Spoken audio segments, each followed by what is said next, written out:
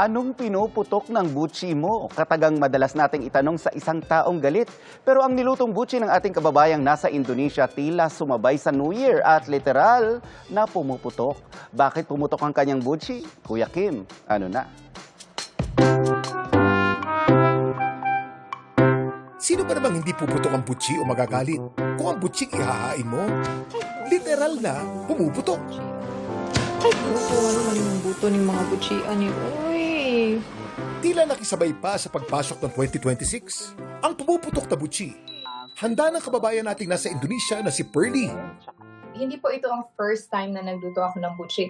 Mahigit na 5 beses na pagprito ko, nag-golden brown na siya as usual. Nung nilagay ko na sa plato at ayun, nagsiputukan.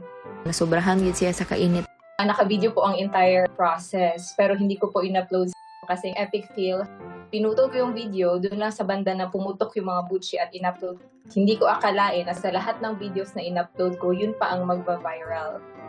Si Pearl, may pinuputok nga bang butchi ngayon 2026? Wala naman po. Ang butchi isang patok na meriendang Pinoy na hango sa Chinese delicacy na jiandui. Gawa ito sa malagkit na glutinous rice flour na pinirito sa kabinudbura ng sesame seeds. Meron ditong filling na lotus seed paste, black bean o red bean paste, at mung bean paste. Pero sa maglipas ng panahon, nagkaroon na ng iba't ibang bersyon.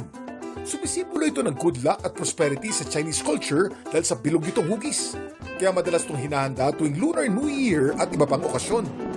Bakit naman kaya literal na pumutok ang butchi na handa ni Pearly? Yung glutinous rice flour, kaya niya kasi mag-absorb ng water. Tapos lalagyan ng palaman, dadagdag pa yon. Yung kanyang pinaka-dough, mataas yung moisture content niyan. Pag tumaas yung heat doon, i-convert niya yung moisture o yung small amount of water na yun into steam. Maghahanap sila ng way to escape. Ang mangyayari, mag-expand yung butchi. Yung usual reaction ay pwedeng mag-burst. Ngayong bagong taon, naway mawala na mga pinuputok ng ating butchi at ang ating kapalaran maging singlagkit at tamis ng butchi. Ito po si Kuya Kim, masagot ko kayo 24 oras.